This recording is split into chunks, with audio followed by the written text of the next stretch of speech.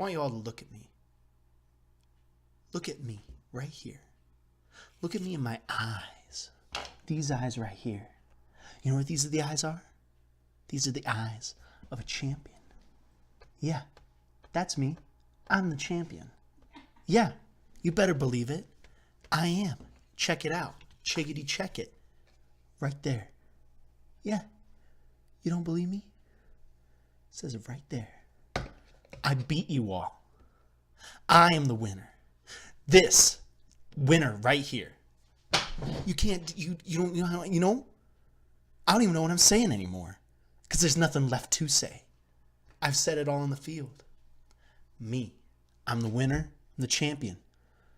Better be blessed that I get to talk to you peasants. All right, that's enough of that. All right, cool. So I did my turn heel thing, so that's all. I'll leave it at that. That's my actor side coming out. Yeah, sorry that was really stupid, but I had to go out there. But yeah, regular season's over. Me, your commissioner, his fruits have paid off. I got the trophy now. And I know it seems a little bit weird that I finally made this trophy on the year I won, but no, but believe me, if Brad had won, I would have put Brad Fellows right there, would have shipped it right to you. It's not quite the final form. I may redo it. There's a little bit of paint that's a little bit weird on there. I may scratch it all off and redo it. I have a year, and I want to fill it with sand, make it a little heftier, and spray some clear coat to make it look a little better. Anyway, but this is the prototype trophy. It'll be sitting on my mantle. Yeah. Can't deal with that. And yes, this is an actual bottle that I may or may not have took from the Marriott Center. Yeah, so, and it does squirt. I think it's still got a little bit of a shine line in it or something. Anyway, so it's been a great year. I'll take this off right there. Actually, I'm just as shocked as anyone that I came away champion, to be honest. Going into the postseason, I didn't realize this until I went into the championship with Brad, is that I lost every matchup that I did with Brad. So I lost to Brad twice in the regular season. I lost to Taylor twice in the regular season. I lost to Bobby once in the regular season. And those were my 5 losses. 2, 2, 1, add up to 5. Honey? So, that's what's going on. Sorry, my wife turned on the office for some reason. Anyway, and so that's what's going on.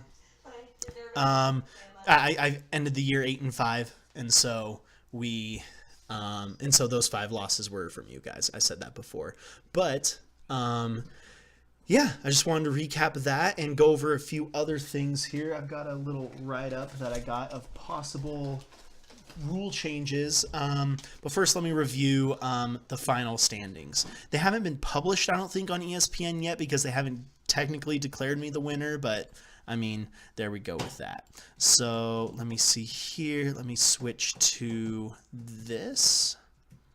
Yeah, there we go. I'm already switched. And we'll go F11 on that. So the final results. Danny beat Brad, of course, 205 to 155. Going into this round, I thought I was toast. I thought I wasn't going to win. I was down by a few points, but this week, so the first week, go to quick box score. Yeah, I finished a little less than 5 points behind Brad there. Yeah, plus if you add in the home field advantage, then it would have been, yeah, so 2 points. Yeah, it would have been like about 7 or so points. Let me go to the quick box score for week 17. Yeah, you had the home field advantage there. I'm not sure why that is like that. It wouldn't make much of a difference anyway if you had 2 more points there, though. Anyway, so week 16, he actually did worse in week 17 than week 16, but then I came out with 130. Thank you, Keenan Allen. Thank you, Juju Smith-Schuster, and a little bit of thanks to Russell Wilson. I owe you all big time. Not to mention Jaguars defense and Robbie Gould, Brandon Cooks. Yes, I know I'm going to get slapped on that and all that. I saw, yeah, I saw Kareem Hunt had 9.5 points. I'm like, and I literally said out loud, "What is Kareem Hunt doing on the field?" Anyway, so I could have gotten a little more by plugging him in. Not too much. Stephen Ridley. I bet you wish you played him. I was watching a little bit of that game, and it looked pretty good. And it looked pretty good there. Stephen Ridley doing good at running back there. Let's go back to the scoreboard. Whew, it was a good year. Let's go down to the bottom game here. So Andrew edges out James 217 to 152.6. So James came in 10th place and is the official loser of the league. That's okay. I was there last year. And James, you didn't start off too well this season. You did come in late after drafting Megatron first with your first round pick. But good job, Andrew, there. Going back up to here. Christian losing to Sean. So Christian takes 8th place. Sean takes 7th, 178. And then go up here. Kyle loses to Bischoff. So Bischoff finishes 5th and Kyle finishes 6th there. And then in the other consolation ladder, Taylor finishes 3rd, gets the bronze, and Taylor and Bobby finishes 4th overall. He did start out 10-0, but then went on a huge sliding streak. I don't think he outscored anyone in a single week since then. So, and you were the number 2 seed. I thought you were the number 1 for some reason. Shows how much I pay attention.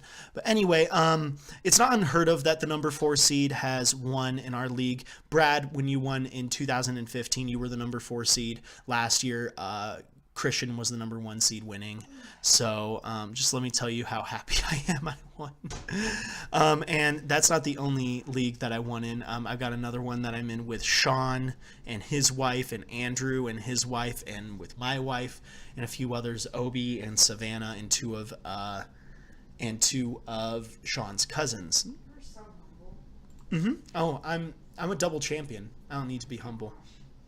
And I beat Daniela and Sean, apparently, in the championship in this round, too. This marks my 2nd year in a row winning.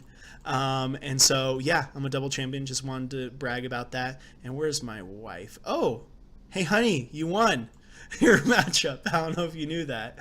So you finished 7th overall. Yeah. Yeah, good job. Anyway. So, and then Sean finished 5th overall in that. So, anyway, it was a pretty good fantasy year for me. I'm pretty excited about that. So, let me go back to our league.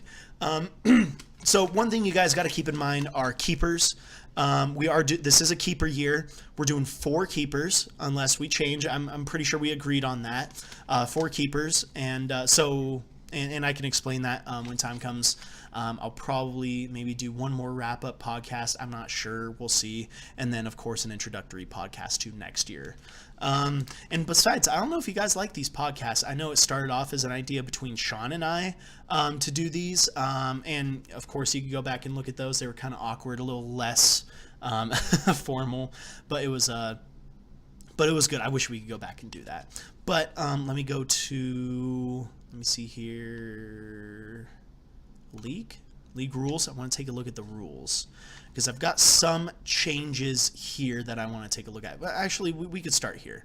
So as you see, we play 8 players. Most standard leagues, they play 9. Where it's a quarterback, 2 running backs, 2 wide receivers, a tight end, flex, defense, and kicker. So we could shake this up if we want to. I mean, anything's possible for us. I, of course, want to keep a running back. Basically, I like the flexibility with these 2 slots here. That you could play a tight end. Basically, with this is that you're not required to play a tight end. Tight end is such an iffy position. You basically got Gronk as a stud and just a couple others.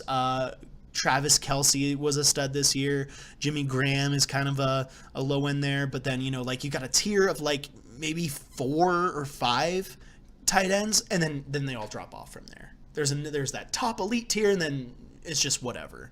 And so that's why I'm kind of against tight ends, but we could throw it out there to possibly require a tight end if you wanted to. So we could do that one of two ways. We could change this position to just a tight end position, leaving it to be that you could play up to 3 running backs, in the running back, wide receiver. I want to keep all the rest of these positions the way they are.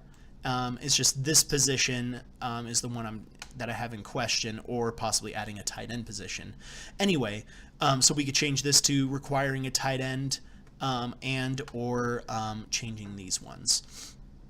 Again, I like this flexibility because it gives you the flexibility of playing up to 3 running backs or 4 wide receivers and 1 running back. So 3 running backs and 2 wide receivers, or a tight end, or like that. I'll talk to some of you to get a feel if it's even worth putting up to a vote. Also, I've got 1, 2, 3, 4, 5, 6, 7, 8 possible changes here. One other thing is an IR spot, injured reserve spot. So things like this, David Johnson being on injured reserve, it's just another spot on your roster here where you could put someone who is on injured reserve in it, and it doesn't take up a bench spot. Just a possibility. I mean, to be honest, I wouldn't be for it. I mean, it's just more on the outskirts there.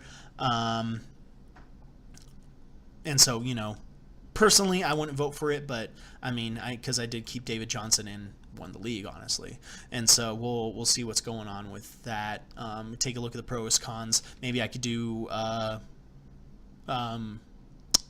recording in, let me see, July or so, because I want to have all these rule changes implemented by August 1st.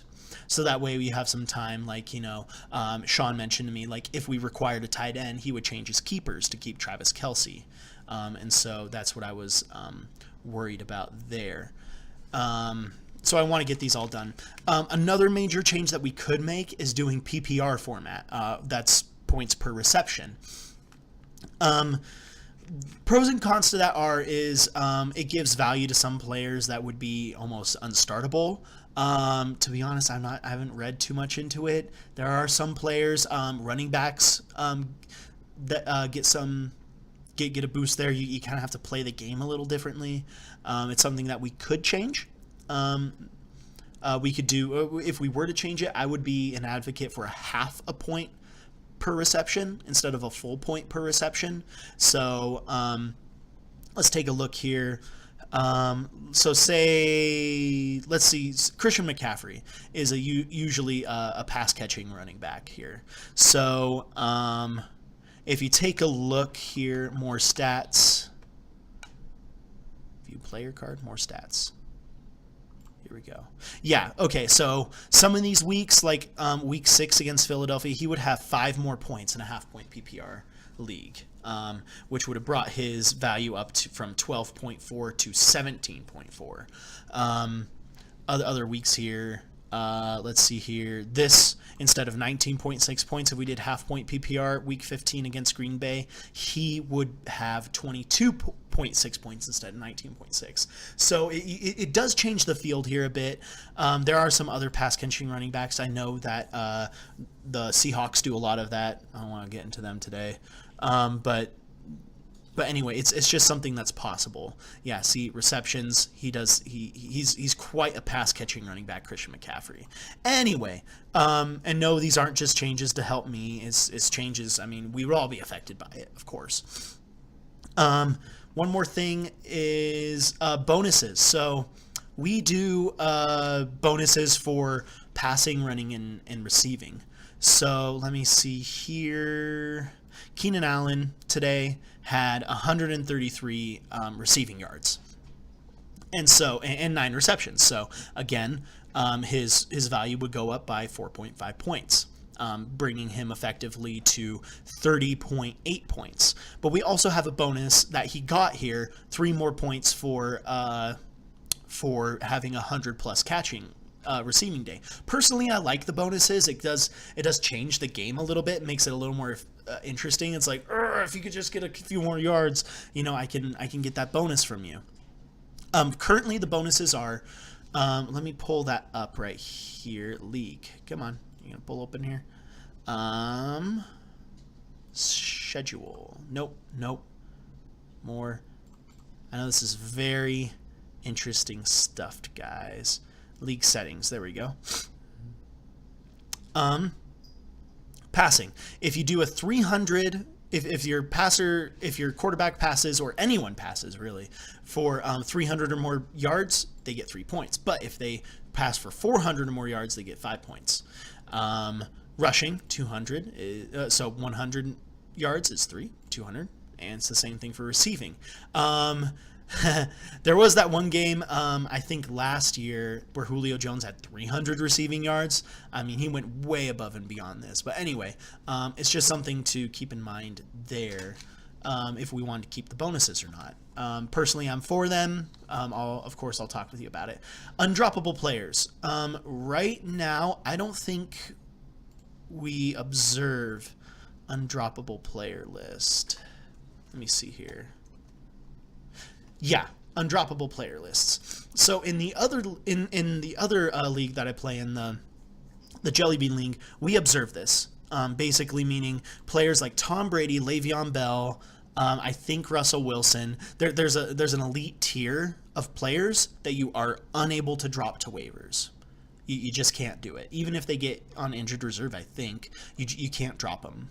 I'm not sure the pros and cons of this. Personally, I'm for it. I think you should have as much freedom in your transactions. If you want to be a bad owner, why shouldn't I stop you? I know that I've been a bad owner in the past, so I'm okay with that. Another couple things is keeper changes. Like, do we want to keep 2 players this year? Do we want to keep 4? Personally, I'm for 4 players keeping this year. I like that we do 4 players and then redraft, 4 players redraft, going forward. Trade deadline. Right now, we have a trade deadline, which is, I believe, okay, so November 29th. I think it's right before week 13. No, right before week 12, where you can do your trades up to.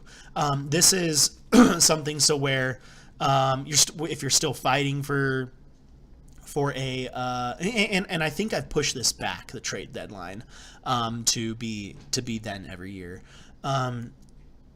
Basically what it's for is to stop bogus trades like, oh, there's no chance I'm making the playoffs, so hey Danny, do you want Le'Veon Bell? No, I don't.